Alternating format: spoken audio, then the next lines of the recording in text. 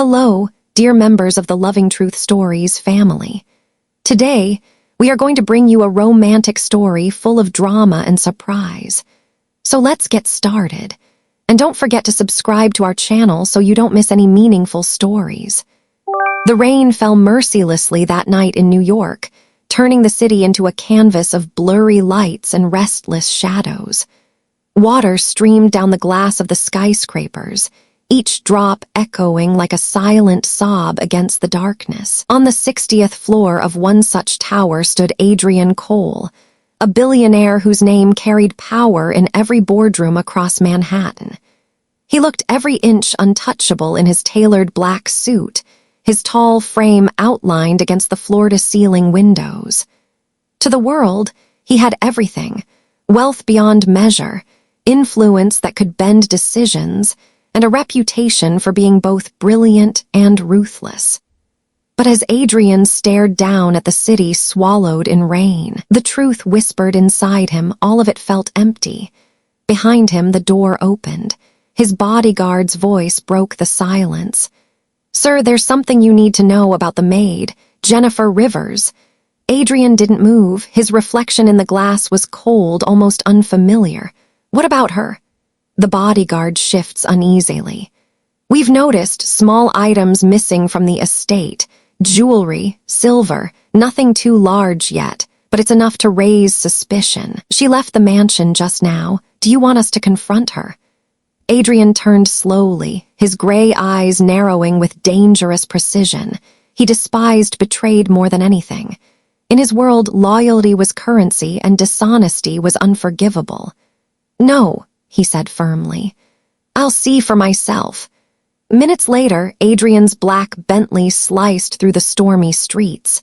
He rarely drove, but tonight he wanted control over the truth, over his anger, over the gnawing emptiness inside him that made him question why he cared so much about a maid. Jennifer Rivers walked quickly down Harlem's cracked sidewalks, her thin coat pulled tight against the storm. The streets glistened with rain, neon signs flickering weakly in the distance. She didn't notice the sleek car following at a measured distance. Adrian's grip tightened on the steering wheel as he watched her. This wasn't the path of a thief. She wasn't running toward pawn shops or meeting a shadowy buyer. She looked like a woman simply going home. But home was not what he expected. She entered a rundown brick apartment building, its walls stained with years of neglect, the hallway light buzzing faintly above the entrance. Adrian parked, stepping out into the rain. Each step splashed in shallow puddles as he followed, keeping to the shadows. Then the door swung open, and the world stopped. 3 small boys burst out of the building, their laughter cutting through the storm. They were no more than 4 years old, dressed in hand-me-down jackets, their tiny shoes splashing as they ran. "Mommy!" One cried, his arms flinging around Jennifer's waist. "You're back!" Another shouted, tugging eagerly at her sleeve. The third climbed into her arms, his damp curls sticking to his forehead as she kissed him tenderly. Adrian froze, his breath caught in his throat like lightning lit up the street. Their faces, the same storm-gray eyes, the same sharp jawline, the same half-smile he'd once seen in the mirror. The rain in New York that night came down in relentless sheets, each drop pelting the glass like muted gunfire. From the 6th floor of a skyscraper that overlooked Central Park, Adrian Cole stood with one hand pressed against the cool window, staring into the storm. The city lights below blurred under the water streaming down the glass, turning Manhattan into a swirl of gold and gray. To anyone looking from the outside, Adrian had everything: power, unimaginable wealth, an empire built on ruthless decisions, and a reputation as a man untouchable. Yet inside, he felt only a gnawing emptiness, like a vast, hollowed-out cavern in his chest. He had mastered the art of hiding it: expensive suits, sharp words, the right connections. But at night, when the city grew quiet, he couldn't escape it. "Sir," his bodyguard interrupted from the doorway, his voice hesitant, as though he knew this news would not sit well. "It's about the maid, Jennifer Rivers." Adrian didn't turn. "What about her?" His tone was sharp, commanding. The bodyguard shifts, lowers his voice. "She's been acting suspicious. A few items missing from the mansion. Trinkets at first, now more valuable things. I thought you should know." Adrian finally looked over, his dark eyes narrowing. For a man who tolerated no betrayal, even the smallest hint of dishonesty was like acid in his veins. He despised weakness, hated lies. "Jennifer Rivers," he asserted, almost tasted the name. She was quiet, too quiet sometimes, always with her head bowed as she polished the silver or folded laundry in the East Wing.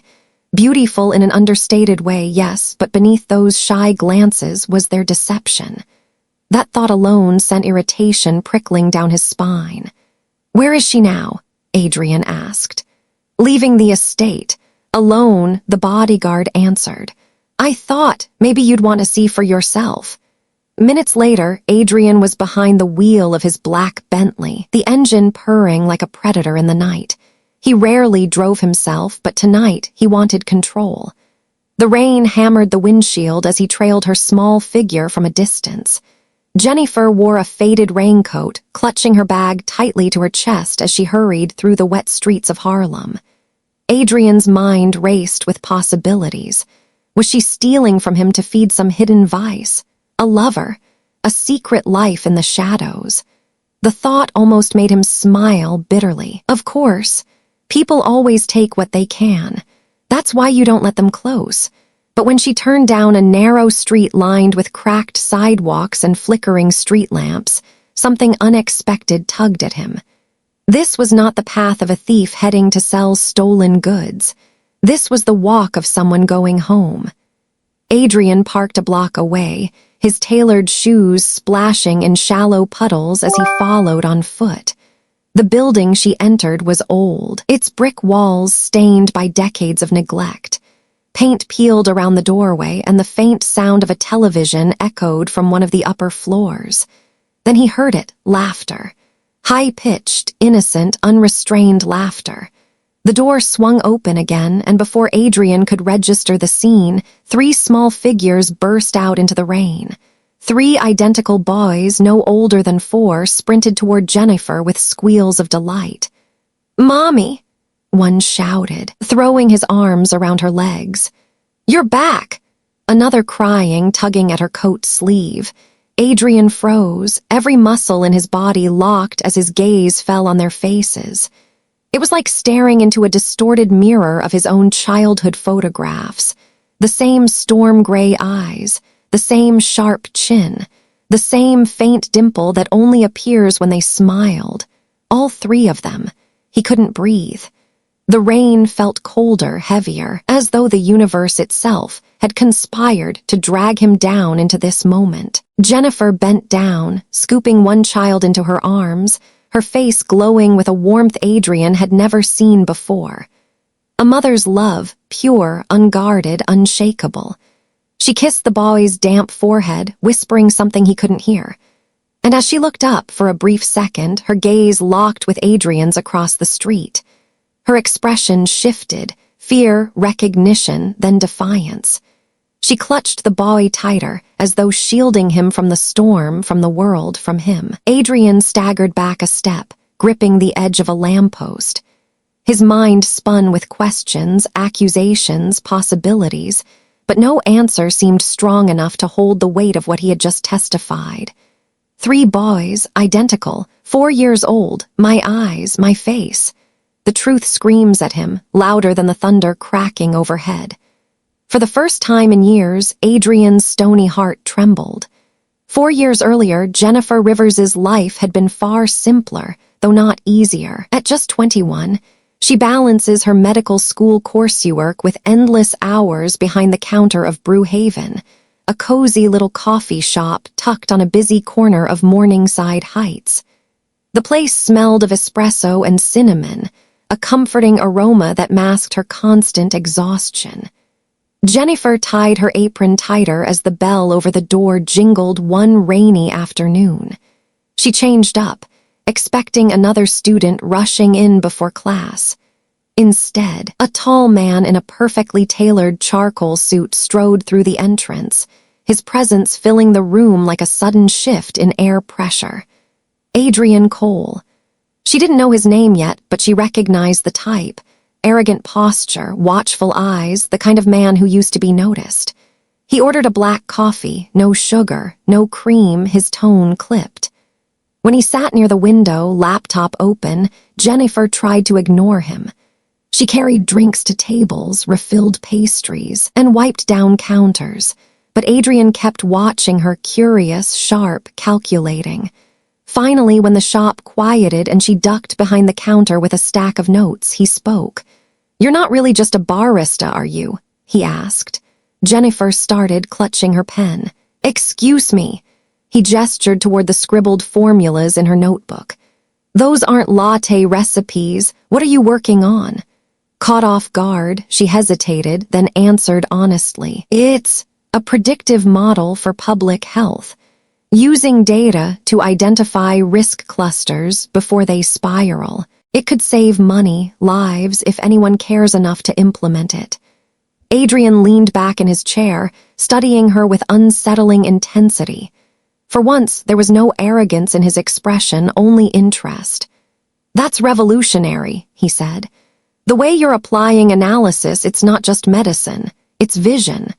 Her cheeks flushed, both flattered and cautious. No one ever took her seriously, not professors too buried in politics, not classmates who thought she was too poor, too ordinary. And now this stranger in an expensive suit was saying the words she had always dreamed of hearing. Over the following weeks, Adrian returned. At first, Jennifer thought it was coincidence. Then it became routine. He'd sit in the same seat, watch her with those piercing gray eyes, and ask questions about her classes, about her research, about her dreams. He listened, not politely, but intently, like every word mattered. One evening, as she locked up, he was waiting outside. "You shouldn't walk home alone at night," he said simply, falling into step beside her. Jennifer laughed nervously. "And you're volunteering to be my bodyguard." "Something like that," he said, and for the first time she saw a smile that wasn't calculated. Love came fast, like a summer storm sweeping through the city.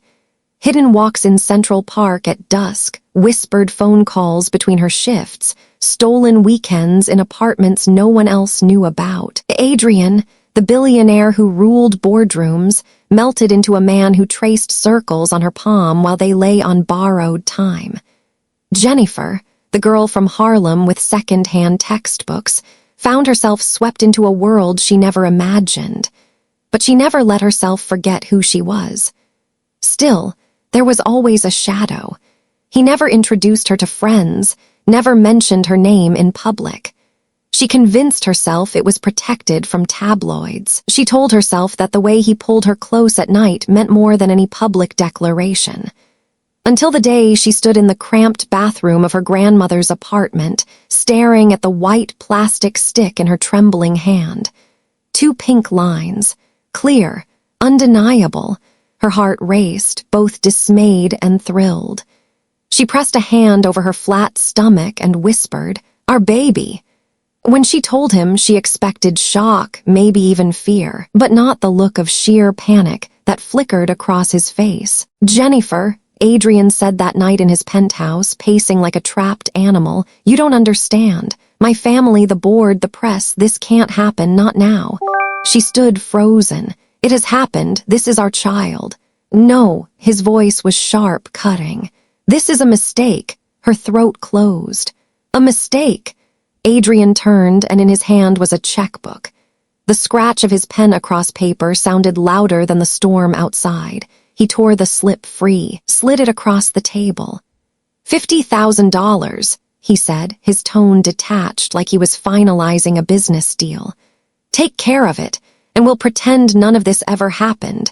You don't belong in my world, Jennifer, you never did." For a long moment, silence engulfed the room.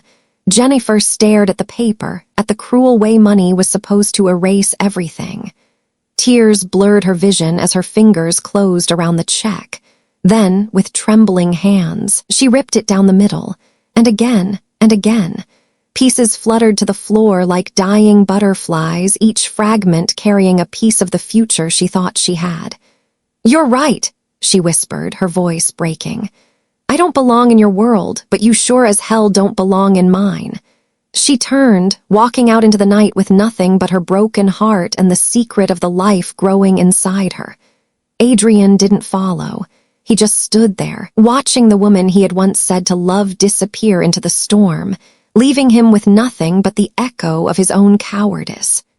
Jennifer stood at the doorway of her grandmother's apartment that night, rainwater dripping from her coat, her whole body trembling. The tiny space smelled faintly of lavender and old books, a scent she'd grown up with. She collapsed onto the worn sofa, burying her face in her hands. Her grandmother, Clara Rivers, a small but steady woman with silver hair pulled into a bun, came from the kitchen carrying a chipped teacup. Clara put it down on the table and sat beside her granddaughter. "Tell me, child," she said gently. Jennifer lifted her head, her eyes were red. "Grandma, he doesn't want it, he doesn't want us." Clara's jaw tightened. She didn't need to ask anyone. The answer was in the pain spilling from Jennifer's voice. She reached out, her wrinkled hand covering Jennifer's trembling one. "Then he is a fool, but that doesn't mean you walk this road alone." A week later, the doctor's words landed like thunder.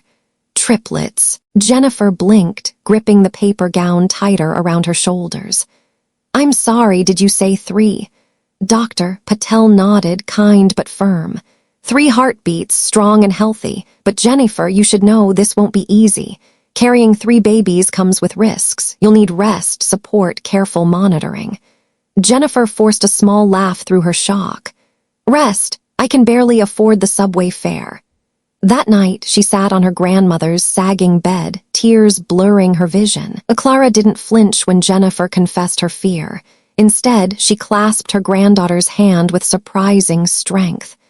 "Listen to me, Jennifer Rivers, you are not alone. These babies will be your strength. And you," her voice cracked but held steady, "you'll be theirs." Life quickly became a relentless grind. By day, Jennifer waited tables at a neighborhood diner, balancing trays with an ache in her back. By evening, she typed endless lines of data for a law office that barely paid her minimum wage. And by night, she logged into an online tutoring site, guiding high school kids through math problems while fighting off nausea. Her grandmother often waited up, brewing chamomile tea. "You can't keep this pace forever," Clara said one night, worry etched into her brow. "I don't have a choice," Jennifer whispered, massaging her swollen ankles. Every dollar counts now. The exhaustion was bone deep. She scrubbed plates until her fingers cracked, memorized passwords for 6 freelance platforms, and ignored the judgmental stares of her diner manager when her belly began to show. "Jennifer, you're slowing down the floor," her boss snapped one afternoon. "I'm pregnant," she said, her voice shaking. "Triplets." The man scoffed. "Then maybe this isn't the place for you." That night, she trudged home early, empty-handed. Her grandmother greeted her at the door with open arms. Jennifer leaned into her embrace, the words spilling out. "I lost the job. They said I couldn't keep up." Clara stroked her hair, whispering, "Jobs come and go, but those children, they're forever." 9 months later, in a cramped hospital room lit by buzzing fluorescent lights, the world shifted. Jennifer's cries mixed with the storm outside, the pain tearing through her body. Nurses moved quickly, voices urgent, first ones crowning. The room spun in chaos, but then a cry, sharp, loud, defiant. "Baby boy," a nurse announced, holding up a tiny, squirming body. Seconds later, another, and then a third. 3 voices, 3 cries rising together like a fragile symphony. Jennifer collapsed back against the pillows, sweat soaking her hair. Tears streamed down her cheeks as the nurse placed the babies in her arms, one by one. "Ethan," she whispered, kissing the first boy's forehead. "Elias," she murmured to the second, his small fists clenched tight, and the last, the smallest, blinking curiously up at her. Evan. Her grandmother wept softly in the corner, murmuring prayers of gratitude. Jennifer cradled them, her heart splitting open with a love so fierce it frightened her. "You will never know what it feels like to be unwanted," she vowed through her tears. "You will never know what it is like to be overlooked." The promise burned into her soul, heavier than any vow she had ever spoken. The nights that followed were endless. Hunger cries pierced the silence. Jennifer stumbled through feedings, exhaustion blurring the edges of her vision. Her body ached, her hands trembled, but she never let herself falter. Every bottle, every lullaby whisper in the darkness was a declaration of defiance against the man who had abandoned them. And though she often collapsed into sleep with tears on her cheeks, she always woke up to 3 pairs of eyes searching for her, needing her. And each time she whispered back into the silence, "I'm here. I'll always be here." 4 years later, the once quiet apartment that had echoed with loneliness was now alive with the sound of children's laughter. Toys spilled across the worn carpet.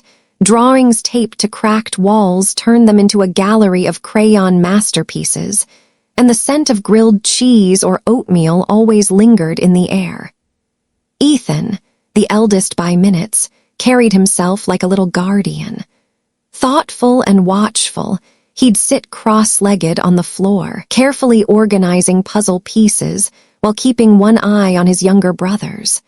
Elias, sharp and endlessly curious, was already taking apart broken radios that the neighbor had tossed away, asking his grandmother 100 questions about how wires spoke to each other. And Evan, with his wild curls and boundless imagination, turned shoeboxes into castles and laundry baskets into rocket ships.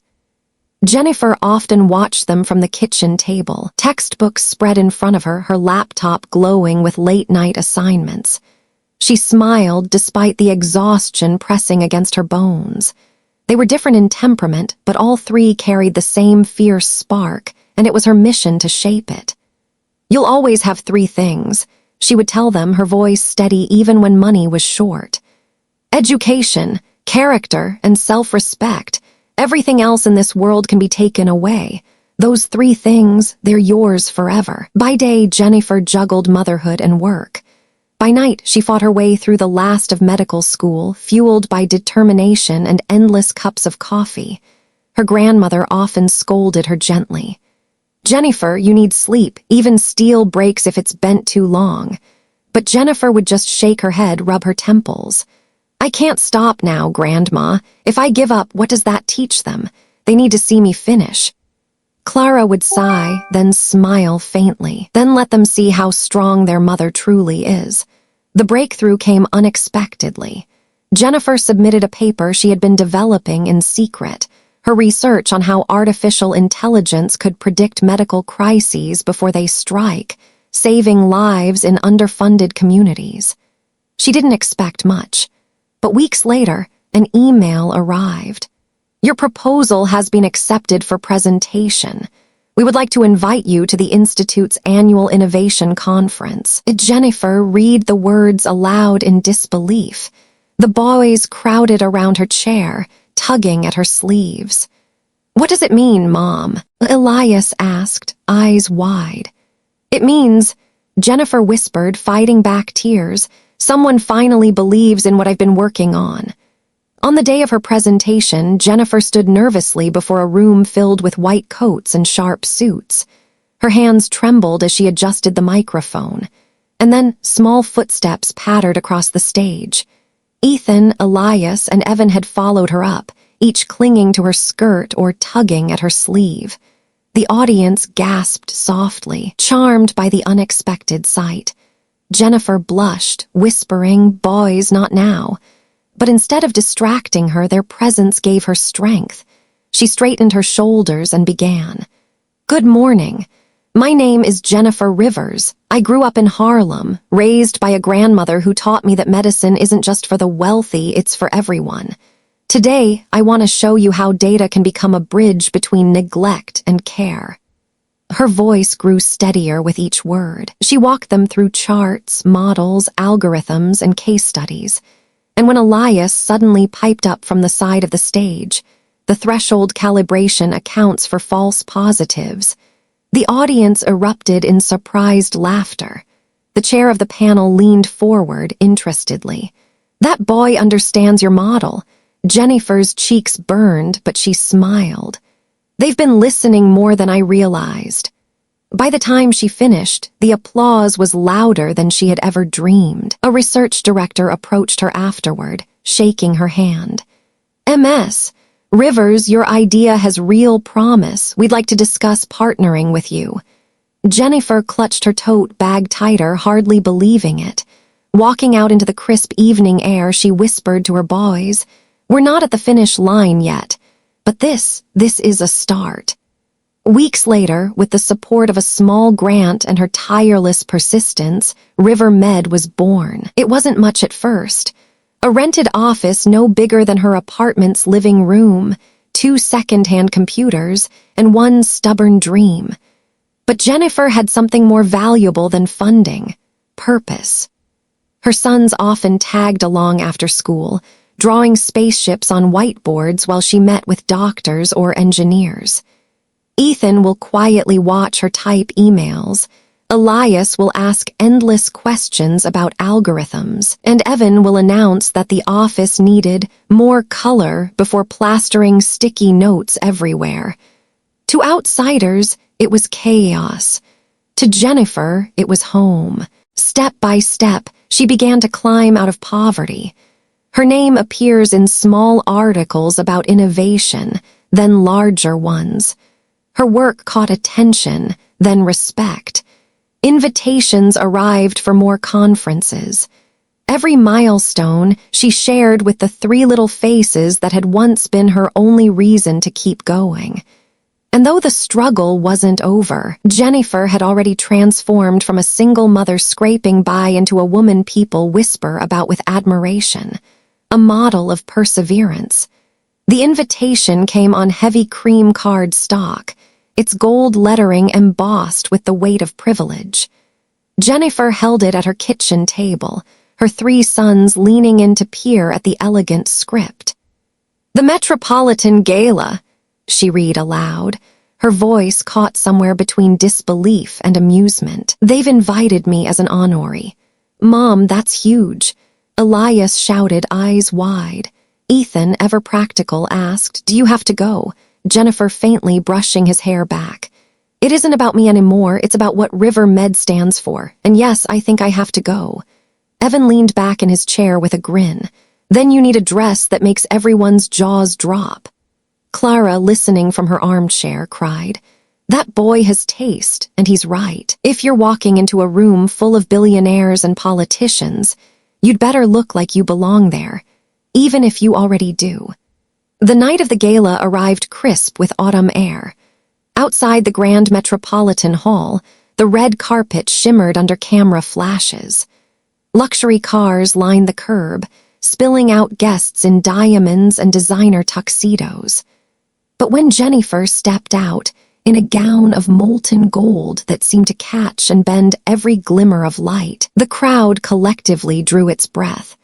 The fabric hugs her figure elegantly, the neckline daring yet tasteful, her hair swept into a crown of soft curls.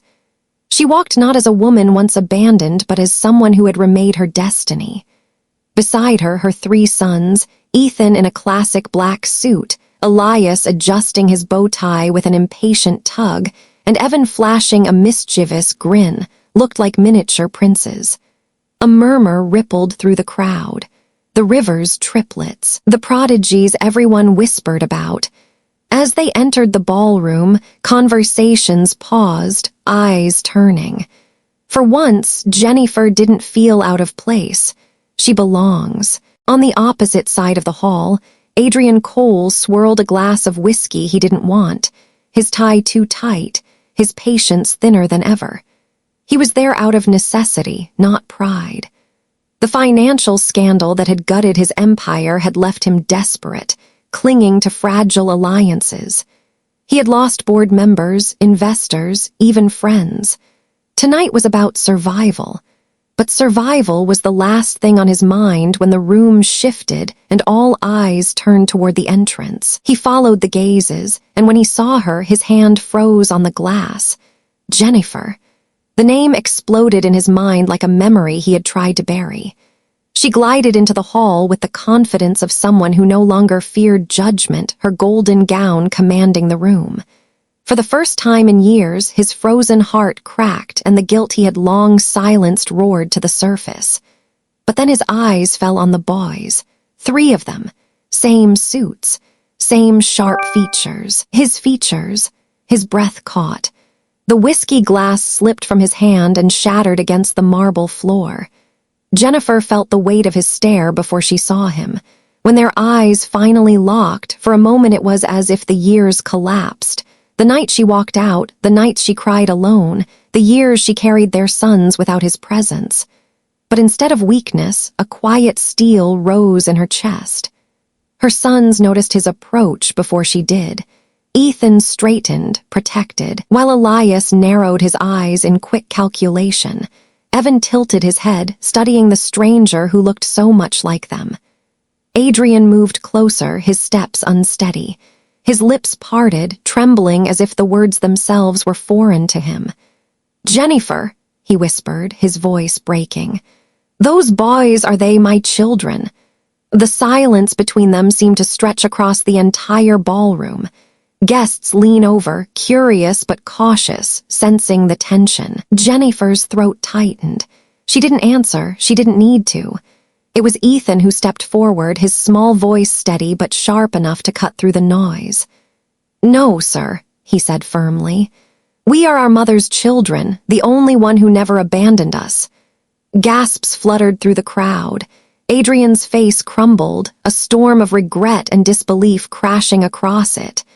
Jennifer laid a hand on Ethan's shoulder, her spine straight as steel. For the first time, Adrian Cole, the man who once believed he was untouchable, stood stripped of power, facing the undeniable truth he had run from. His past had come back in flesh and blood, and it was far stronger than he was. The gala's glittering chandeliers dimmed behind them, but the tension of that night lingered long after the last violin note faded. Outside, beneath the cool autumn sky, Adrian followed Jennifer into the courtyard, his polished shoes splashing against the marble steps.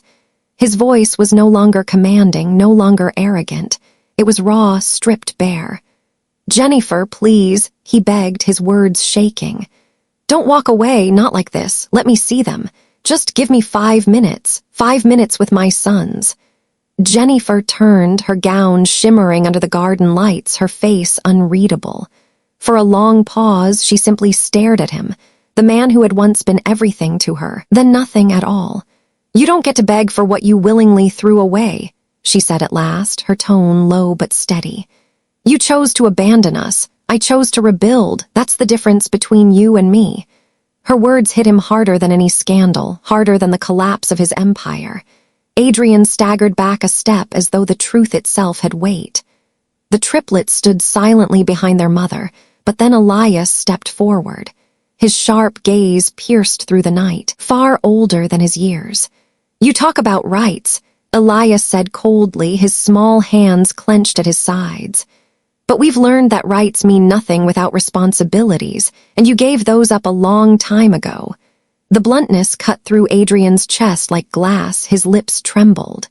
"I was wrong, I was scared, I didn't know how to," but his voice broke. Tears spilled down his face, streaking the polished mask he'd worn for so long. For once, Adrian Cole, the billionaire untouchable in boardrooms, was just a man, broken, pleading, powerless. Jennifer felt the ache of those words in her chest, but she did not soften. She reached for her grandmother's hand. Clara squeezed it firmly, her eyes shining with pride and quietly resolved. Without hesitation, Ethan and Evan wrapped their arms around their mother, pulling close. The family stood together, united in a bond that no amount of wealth or regret could shatter. Jennifer turned her back on Adrian, her voice calm but final. "We don't need you. We never did." And with that, they walked away, leaving behind the shimmering towers and the hollow lights of the ballroom. The night air was cool, refreshing, as if the city itself was almost exhaling with them. For the first time, Jennifer didn't feel small. She felt whole. Years passed. River Med grew from a modest office with borrowed equipment into a billion-dollar enterprise, transforming healthcare with predictive AI. Hospitals across the country, and eventually the world, use her technology to save patients who otherwise would have slipped through the cracks. Journalists call her the woman who redefined medicine. Investors called her the miracle from Harlem. But to Ethan, Elias, and Evan, she was simply Mom. At home, the apartment had long since been replaced with a spacious penthouse overlooking the city. Yet Jennifer never let her sons forget the lessons of that tiny, crowded space where it all began. She reminded them often, "We measure success not by what we own, but by who we become." One late afternoon, standing on the balcony of her office as the city glowed beneath a setting sun, Jennifer looked at her sons, now young men, confident, intelligent, compassionate. They were everything she had dreamed of and more. "Happiness," she told them softly, "doesn't come from being accepted by someone else's world. It comes from being strong enough to create your own." Ethan faintly, Elias nodded with quiet intensity, and Evan slipped an arm around her shoulders. In that moment, Jennifer realized she had not just survived the past, she had triumphed over it.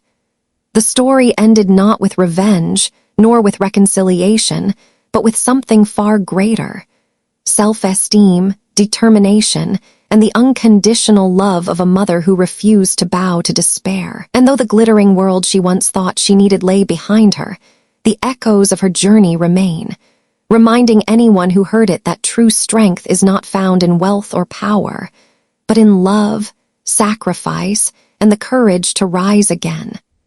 When I look back on Jennifer's journey, I don't just see a mother raising her children alone. I see the strength of the human spirit when it refuses to be broken. Her story reminds me that life will not always give us fairness, but it will always give us choices. We can choose bitterness, or we can choose to rebuild. We can surrender, or we can rise. And here's the truth I've learned. Real happiness doesn't come from being accepted by someone else's world. It comes from building your own, brick by brick, with courage, dignity, and love. But now I want to ask you, what would you do if life stripped everything away from you? Would you crumble, or would you fight to create something better? Share your thoughts in the comments below. If you find this story meaningful and want to help us share these important values, please subscribe to our channel so you won't miss the next inspiring story. Together, we can build a strong community full of potential and a spirit of justice.